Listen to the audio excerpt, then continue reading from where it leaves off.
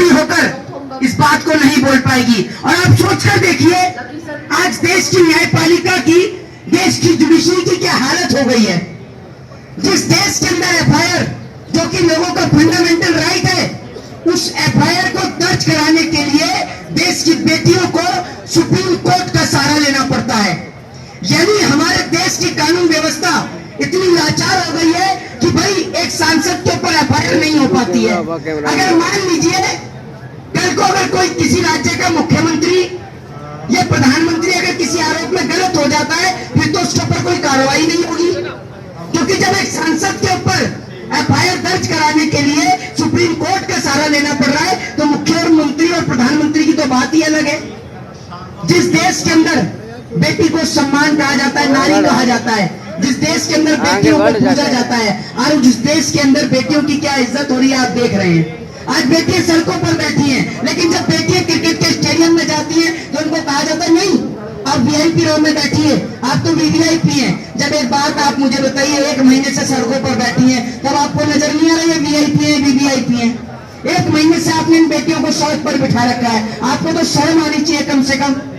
लेकिन देखिए इस देश की गोदी मीडिया को, देखिए इस देश की गोदी मीडिया को, सोकॉल मीडिया को, जो सोकॉल मीडिया ब्रजभूषण शरण सिंह का इंटरव्यू ले रही है। देखिए तो जरा इन लोगों की हिम्मत कि ब्रजभूषण शरण सिंह का इंटरव्यू ले रही है। जो लोग यहाँ पर बैठे हुए हैं अपनी गुहार लगाकर, इनका इंटरव्यू लेने का समय नहीं है, लेकिन ब्रजभूषण शरण सिंह का इंटरव्यू ले रहे हैं ये लोग। और ब्रजभूषण शरण सिंह की हर एक बात पे ऐसे इंप्लीमेंट कर रहे हैं जैसे ब्रजभूषण शरण सिंह पता नहीं क्या है। भैया एक अपराधी है, वो एक अपराधी है। आप इस मामले को छोड़े तो और भी अन्य मामले उसके ऊपर दर्ज हैं, कई केस उसके ऊपर दर्ज है। 302 का उसके ऊपर केस दर्ज है, 354 ABCD सब उसके ऊपर दर्ज है। एक अपराधी है ब्रजभूषण शरण सिंह, जिसको लोग इतना हाईलाइटेड करने का काम कर रहे हैं, उसको इतनी अप्रोच देने का काम कर रहे हैं। लेकिन देश की सरकार या देश के प्रधानमंत्री जानते हैं आप क्यों नहीं बोल रहे हैं आज उसके खिलाफ? उसके पीछे का कारण यह है कि ब्रजभूषण शरण सिंह के 50 से 60 डिग्री कॉलेज है, खुद का हेलीकॉप्टर है, चार्टर्ड प्लेन है, और नरेंद्र मोदी जी को डर है कि अगर ब्रजभूषण शरण सिंह को गिरफ्तार करवा दिया तो कहीं 4-5 राज्यों में लोकसभा की सीटें न हिल जाएं। मोदी जी तो वोट बैंक की राजनीति करते हैं, उनका वोट बैंक न हिल जाए बस इसलिए। लेकिन मैं आपको बता दूं कि तमाम राजपूत भाई यहाँ पर आकर एक बात को कह के गए कि हम बहन बेटी की इज्जत और आबरू के साथ खेलने वाले के साथ नहीं खड़े हैं। ये लड़ाई जाट वर्सेस राजपूत की नहीं, ये लड़ाई देश की बेटी वर्सेस देश की इज्जत लूटने वालों के बीच है। इस लड़ाई में तमाम जाति धर्म समुदाय के लोग एक साथ खड़े हैं। इसमें ब्राह्मण, शूद्र, वैश्य, क्षत्रिय, हिंदू, मुस्लिम, सिख, ईसाई, सभी जाति, सभी धर्म और सभी मजहब के लोग इस लड़ाई में बढ़ चढ़कर हिस्सा ले रहे हैं। और इसका नतीजा आप लोग जंतर मंतर पर दिख ही गया। जंतर मंतर पर तब इतनी भारी संख्या में पब्लिक पहुंची, तब कहीं जाकर कहीं पब्लिक ने को रोक भी लिया था। बहुत सारे लोगों को जंतर मंतर पर पहुंचने नहीं दिया, क्योंकि जो हरियाणा से जो लोग आ रहे थे और पंजाब से जो लोग आ रहे थे उनको बॉर्डरों पर ही रोक दिया गया। लेकिन 28 तारीख जिस दिन देश के प्रधानमंत्री जी नई पार्लियामेंट का उद्घाटन करेंगे, उस दिन हमारी नारी शक्ति अपनी भुजाओं की, अपनी बाहुबल की ताकत दिखाएगी। और बाहुबल की ताकत जो है जाती है अपनी आवाज से। जिस प्रकार से सत्य और अहिंसा का साथ देते हुए महात्मा गांधी ने अंग्रेजों को इस देश से खदेड़ा था, ठीक उस प्रकार से हमारी देश की नारी शक्ति सत्य और अहिंसा के मार्ग पर चलते हुए बहन बेटियों की इज्जत और आबरू लूटने वालों को इस देश से खदेड़ने का काम करेंगी। 28 तारीख के दिन हमारी नारी शक्ति, जितना हम जानते हैं हमें भी पता है कि यहाँ पर बैरिकेडिंग कर दी जाएगी, हमारी नारी शक्ति को निकलने नहीं दिया जाएगा यहाँ से। लेकिन फिर भी हमारे देश की बहन बेटियां संसद तक जाएंगी कि देश के प्रधानमंत्री ने जो कान में रुई लगा रखी है, कम से कम वो रुई निकले तो, ताकि प्रधानमंत्री को समझ में आ सके कि जो बेटियां 1 महीने से सड़कों पर बैठी है, जिनकी एफआईआर सुप्रीम कोर्ट के जरिए दर्ज हुई, उनकी आप सुनने वाले भी नहीं है। जब आप पानीपत में खड़े होकर बोलते हैं बेटी बचाओ बेटी पढ़ाओ, हमें भी बड़ी खुशी होती है, क्योंकि हमारे भी घर में मेरी भी बहनें, मैं भी किसी माँ के पेट से जन्म लिया हूँ।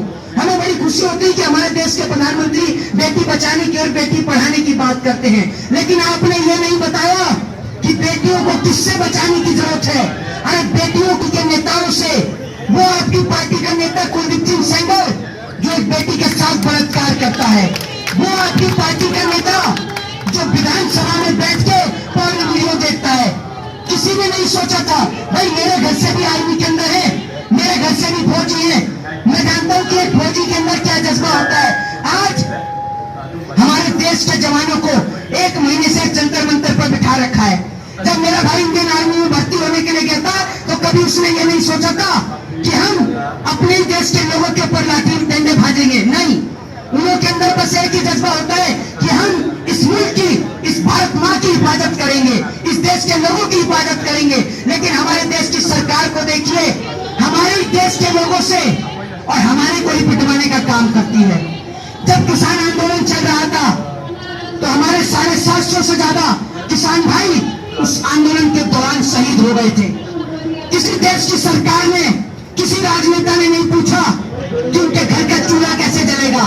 और उस किसान आंदोलन के बाद आज भी हमारे कई किसान भाई, उनके बेटे, उनके बच्चे आज भी जेलों के अंदर सड़ रहे हैं।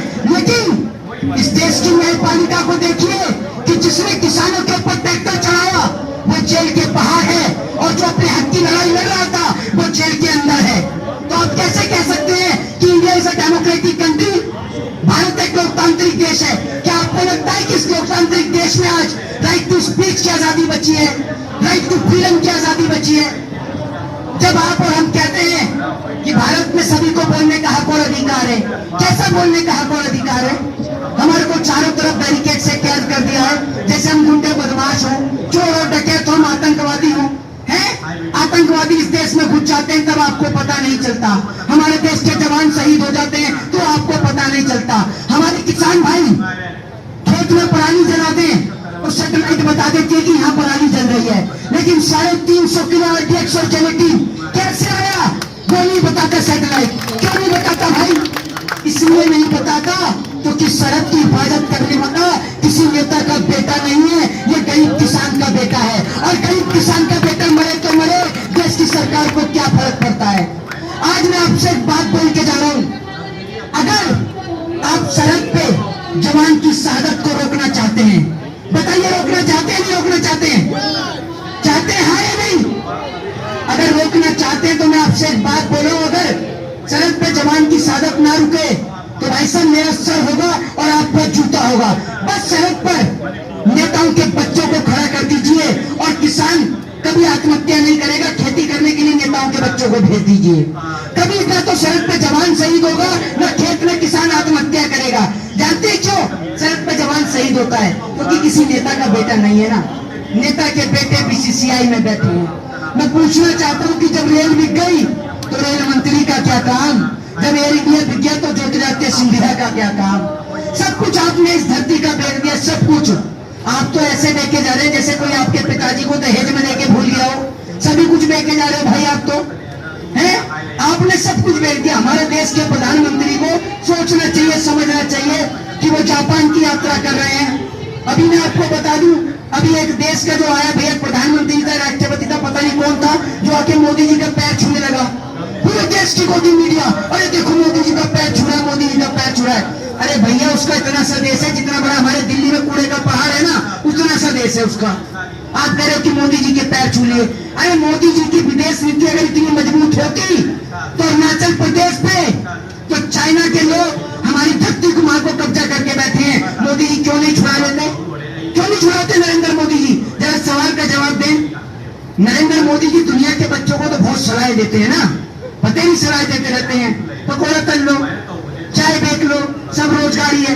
अभी मोदी जी का एक भाषण सुन रहा था, भाई साहब इन्होंने मुंगेरी लाल को भी फेल कर दिया, झूठ बोलने में शेख सिल्ली को भी फेल कर दिया। कह रहे जी मेरा एक पूरी बाजू का कुर्ता था, पूरी बाजू का कुर्ता था, मेरे को धोने में बड़ा समय लगता था, मैंने 35 साल भीख मांग के खाई है। ये मोदी जी का ऑफिशियल भाषण है, सुनिएगा।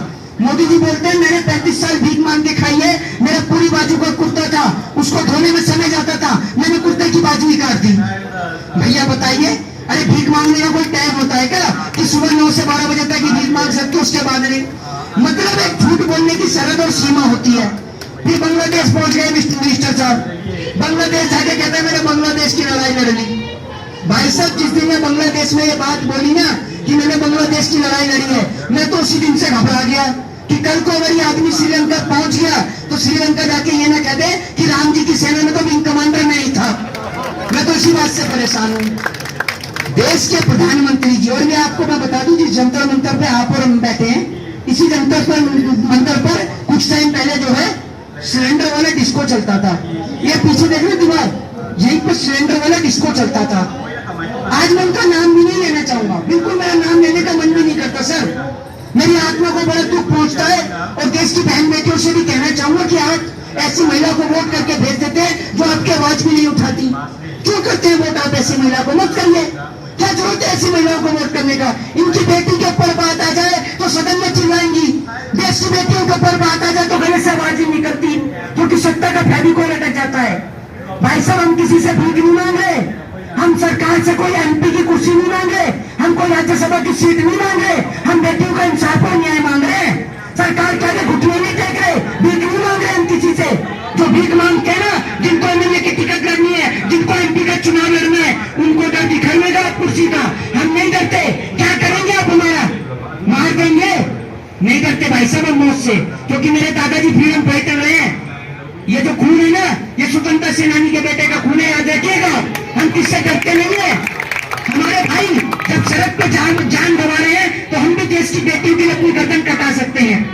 हम अपने आप को बड़ा सौभाग्यशील मानेंगे कि हमारा खून अगर इस देश के लिए काम आएगा, इस देश की मिट्टी के काम आएगा।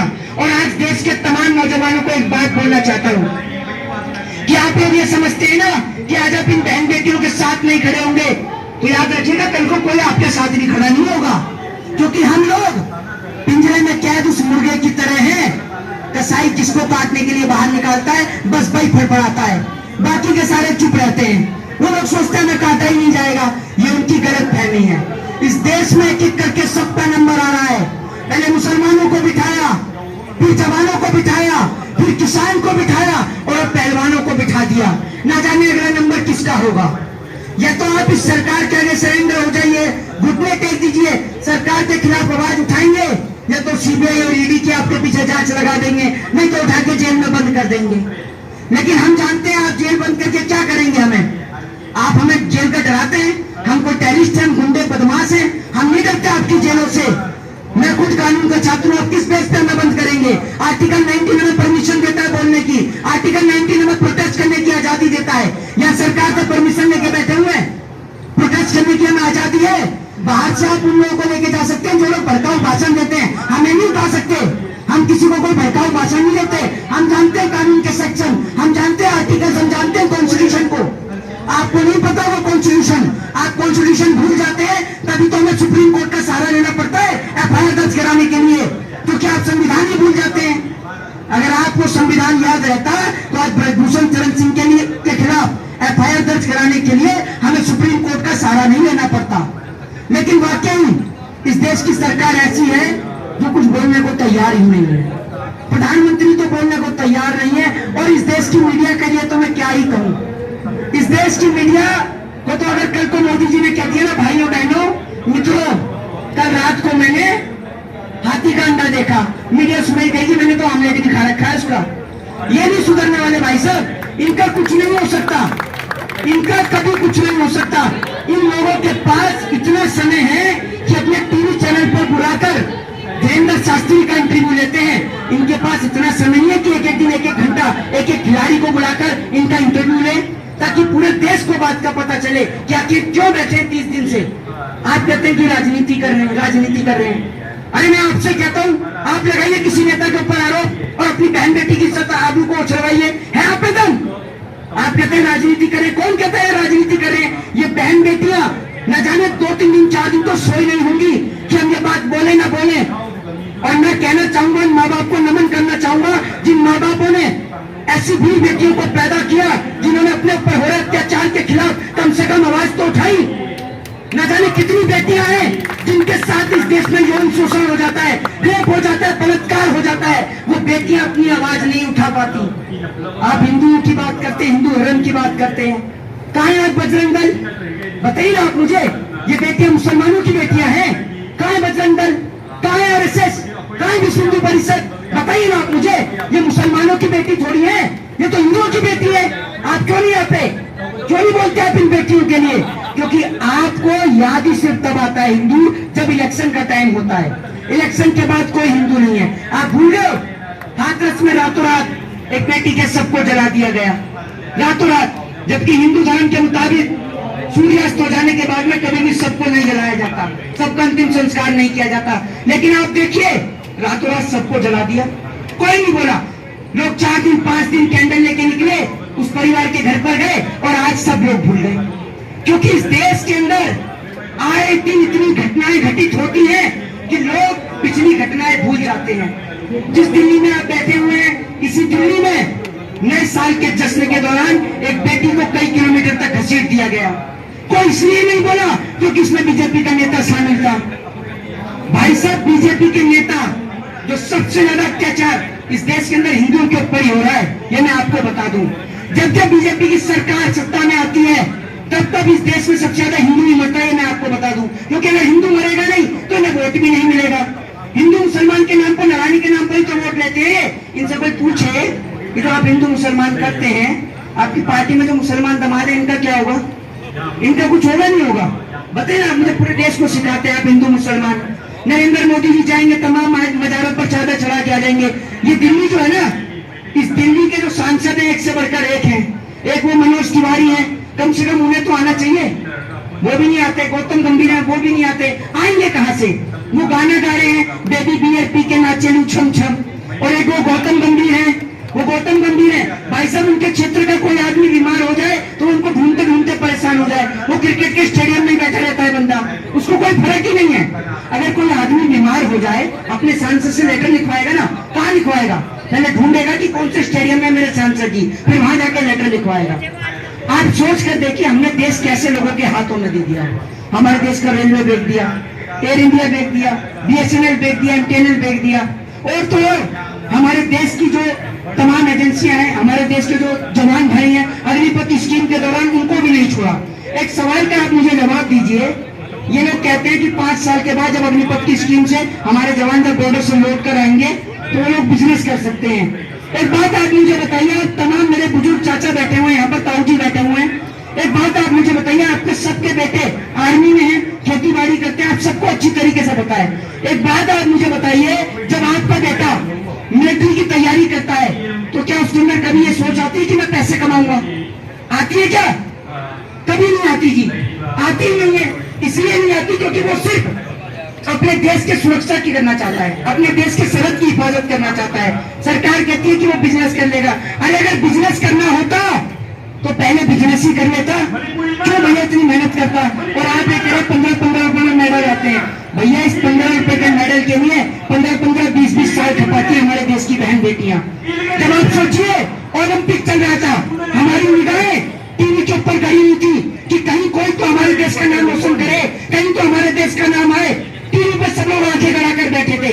तब पता चलता है ओलंपिक में भारत देश ने गोल्ड मेडल लिया और पूरा देश झूम उठता है। हमारे देश की बहन जो यहाँ पर आज बैठी है, जब ये गोल्ड लेकर आती है तो पूरा देश में दिवाली मनने लग जाती है, लोग बम पटाखे फोड़ने लगते हैं, उत्सव का माहौल हो जाता है। क्योंकि विदेश की धरती पर भारत देश का तिरंगा लहराने का काम इस देश की बेटियों ने किया है। लेकिन आपको मैं एक बात बता दूं, जो हालात इस देश के पहलवानों के हैं वही हालात इस देश के जवान के भी हैं, इस देश के किसान के भी हैं। अभी कुछ दिन पहले जम्मू कश्मीर के अंदर 5 जवान वीर गति को प्राप्त हो गए। जानते हैं उस 10 साल की बेटी, जो जवान जो शहीद हुआ, उनके 10 साल की बेटी क्या बोलती है अपने पिता से? उनके पिताजी का पार्थिव शरीर रखा हुआ होता है, वो बेटी बोलती है कि पिताजी मुझे आपसे कुछ नहीं चाहिए, बस आप एक बार खड़े हो जाइए। शर्म आनी चाहिए ऐसी देश की सरकार को जो हमारे देश के जवानों को शहीद करवा रही है, शर्म आनी चाहिए। एक बात आप मुझे बताइए, इस देश ने क्यों लड़ाई लड़ी? 1966 ताशकंद समझौता, 1962 इंडिया से चाइना की वॉर, 1972 बांग्लादेश हमने बनाया। इतनी लड़ाइयां हमने लड़ी, क्या एक भी लड़ाई में, एक सिंगल लड़ाई में किसी नेता का बेटा शहीद हुआ है क्या? जरा बताइए आप मुझे। ये कभी कोई जवान शहीद हो जाता है ना, बस इनकी जिम्मेदारी कहां तक है? ये जवान शहीद हो गया, बस उनके घर पर जाएंगे, जब जवान का अंतिम संस्कार किया जाता है, बस वहीं तक खड़े रहेंगे और उसके बाद ऐसे खड़े हो जाएंगे, उसके बाद में फोटो फाटो खिंचाएंगे बस, और उसके परिवार के साथ में बस ये हमें बड़ा दुख है, बस इतना करने के बाद घर चले जाएंगे। उसके बाद कोई नेता, कोई मंत्री, कोई सांसद भी आकर नहीं पूछता कि आपके घर में आपकी बहन की शादी कैसे होगी, आप अपनी बेटी को पढ़ाएंगे कैसे, ये कोई नहीं पूछता, क्योंकि इनको फर्क क्या पड़ रहा है। इनके बेटे तो बैठे बीसीसीआई के अंदर, एक का बेटा विदेश में पढ़ रहा है, इनको कोई फर्क नहीं है। ये तो ये चाहते हैं कि ये देश को कल गुलाम होता हो तो आज हो जाए, इनको कोई फर्क नहीं है, क्योंकि इनका इस देश की आजादी में योगदान ही क्या है, कोई योगदान नहीं है इनका इस देश की आजादी में।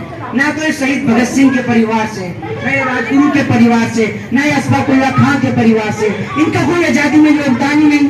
और जिस व्यक्ति का आजादी में कोई योगदान ही नहीं, उसको कोई देश से फर्क ही नहीं पड़ता है। एक बात आप सोच कर देखिए, इस देश से जो विदेश से जो गैंगस्टर जो थे, वो तमाम गैंगस्टर को पकड़कर यहाँ पर दिल्ली में ले आया जाता है, देश में लाया जाता है, लेकिन जो देश के भगोड़े हैं, जो देश का लाखों करोड़ों रुपया खा गए और डकार भी नहीं मारी, उन्हें आज तक देश की सरकार लेकर नहीं आ पाई।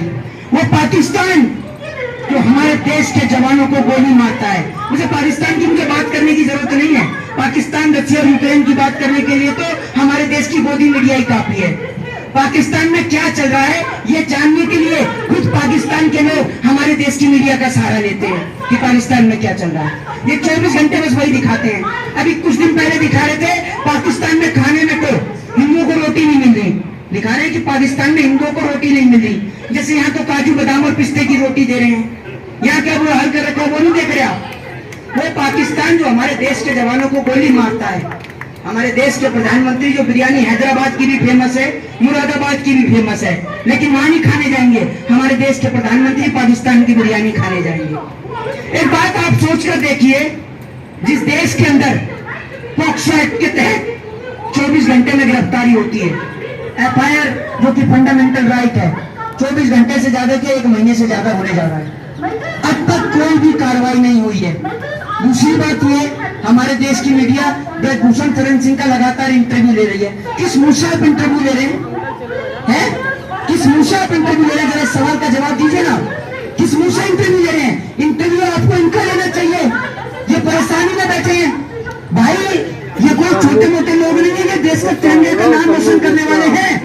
ये आप समझिए, कोई देश के नेता का बेटा नहीं ला सकता गोल्ड मेडल, ये लेके आएंगे गरीब किसान की बेटी, जवानों की बेटी ये लेकर आएंगे, लेकिन आज भी अगर लोग इनके साथ नहीं खड़े तो इस देश की विडंबना है।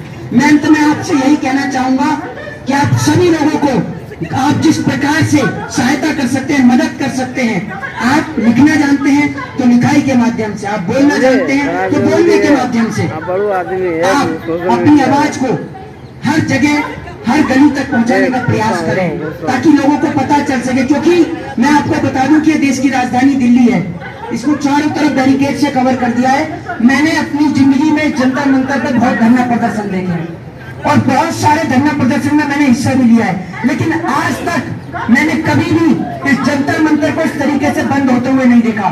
जो सामने आप बैरिकेड देख रहे हैं, बस वो बैरिकेड रहता था और एक ये बैरिकेड रहता था, बस इतने बैरिकेड। उधर जो आप रोड पे बैरिकेड देख रहे हैं वो कभी नहीं रहता था, इधर कभी बैरिकेड नहीं रहता था, जनपद मेट्रो स्टेशन के पास कभी बैरिकेड नहीं रहता था, इधर की साइड से चारों तरफ से बसें निकलती थी। आज बैरिकेड इसलिए लगा दिए क्योंकि बसों के माध्यम से आम आदमी सफर करता है, मुकेश अंबानी और टाटा बिरला नहीं करते। बस के माध्यम से आम आदमी सफर करता है, उसको आम आदमी को पता न चल जाए कि यहाँ हो क्या रहा है, इसलिए यहाँ बैरिकेड लगा दिए हैं। क्योंकि आप सभी को पता है कि ये जो सुरक्षा की हिफाजत के लिए जो लोग बैठे हुए हैं, ये आपके और हमारे ही भाई हैं, ये किसी नेता के बेटे नहीं है, ये आपके और हमारे ही भाई हैं जिनको यहाँ पर बिठा रखा है, आप सभी को पता है। मैं आप लोगों से यही कहना चाहूंगा कि आप सभी लोग भी हमारे इन भाइयों को, हमारे इन जवानों को कोऑपरेट करें और मैं इन सबको भी सैल्यूट करूंगा। और सर, आप लोग तो बोल नहीं सकते क्योंकि ऑन ड्यूटी है, लेकिन मैं बोलता हूं, मैं जानता हूं कि आप लोग भी हमें सहयोग करना चाहते हैं, समर्थन करना चाहते हैं, लेकिन आप लोग हमें जो सुरक्षा दे रहे हैं उससे आप हमें सहयोग कर रहे हैं, भाई हमारे लिए काफी है। जय हिंद, जय भारत, वंदे मातरम, इनकलाब, इनकलाब।